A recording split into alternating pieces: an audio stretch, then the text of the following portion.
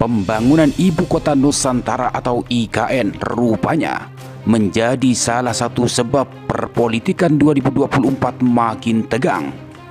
Apalagi Presiden Jokowi dengan jelas mengatakan akan cawe-cawe di pemilu 2024. Hal ini dilakukan oleh sekelas presiden aktif, diduga karena untuk mengamankan semua program kerjanya, sehingga berusaha dan terang-terangan mengendorse dan mendukung capres tertentu, lalu memukul mundur pencapresan Anies Baswedan. Sontak ketika Anies ditanya soal apakah dia akan melanjutkan pembangunan IKN, dalam wawancara dengan Andi F. Noya, Anies justru bertanya balik, kenapa ditanya terkait IKN, diteruskan atau tidak? Kenapa tidak tanya yang lain seperti program bansos atau subsidi petani dilanjut atau tidak? Aneh bin nyata memang. Di sisi lain, pembangunan IKN sendiri bukan tanpa masalah. Terbaru, Badan Pemeriksa Keuangan atau BPK menemukan 3 masalah dalam persiapan pemindahan pembangunan IKN di Kalimantan Timur itu.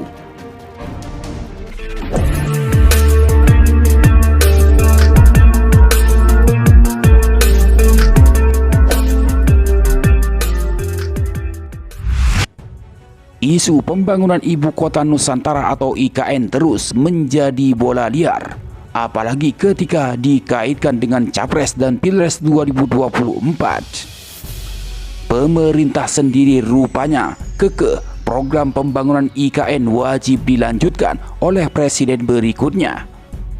Makanya pemerintah mendukung calon presiden yang bisa dikendalikan dan diarahkan agar melanjutkan program tersebut. Sementara calon presiden atau capres Anies Baswedan yang telah sukses membawa ibu kota DKI Jakarta terus dipersepsikan tidak akan melanjutkan pembangunan IKN itu. Capres Koalisi Perubahan itu telah menegaskan beberapa kali bahwa landasan dasar kebijakannya dulu dan yang akan datang adalah kesetaraan keadilan, kepentingan umum, common sense, ilmu, data, dan undang-undang regulasi. Bila tidak terdapat landasan tersebut, maka tentunya Anies akan bersikap tegas. Jadi, Anies Baswedan tidak akan sembrono dalam membuat dan mengambil kebijakan nasional, apalagi memberhentikan atau melanjutkan proyek pembangunan Ibu Kota Nusantara atau IKN tersebut. Bahkan saat Anies Baswedan ditanya kalau jadi presiden tahun 2024, apakah akan melanjutkan pembangunan IKN atau tidak? Anies menjawab, dan jawaban saya selalu sampaikan bahwa ini undang-undang, tegas Anies dalam wawancara Andi F. Noya dalam acara Kick Andy Double Check yang ditayangkan Metro TV pada Minggu 18 Juni 2023. Selanjutnya, Anies mempertanyakan balik soal pertanyaan IKN yang dialamatkan kepadanya seolah pasti tidak melanjutkan pembangunan tersebut. Kenapa ya selalu ditanya soal IKN, diteruskan atau tidak?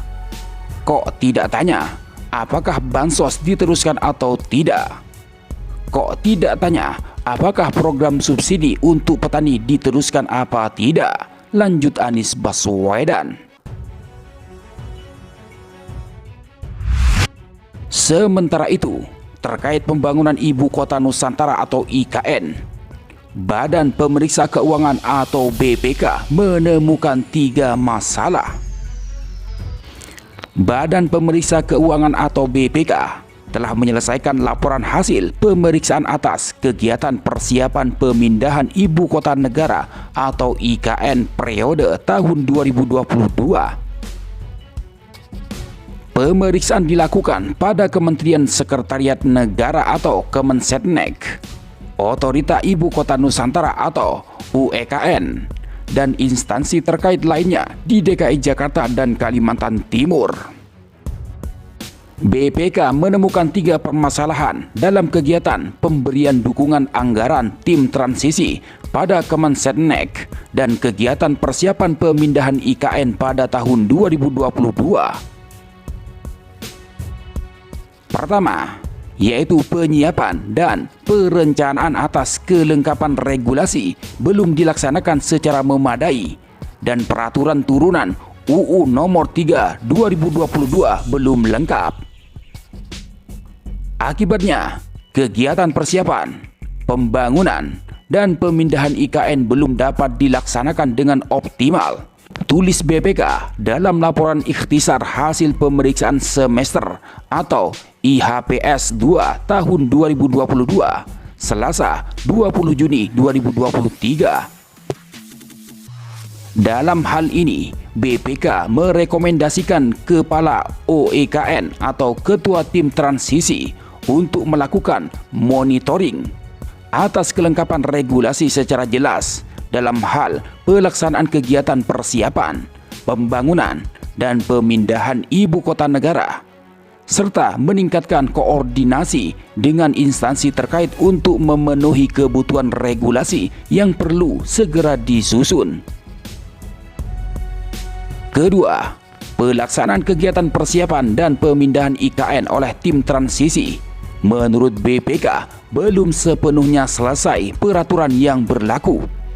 Dengan adanya permasalahan pembagian tugas dan fungsi tim transisi serta tim pendukung yang belum diatur secara jelas, tim transisi dan tim pendukung pelaksanaan tugas tim transisi belum melaksanakan tugas sesuai Kemensesnek nomor 105/2022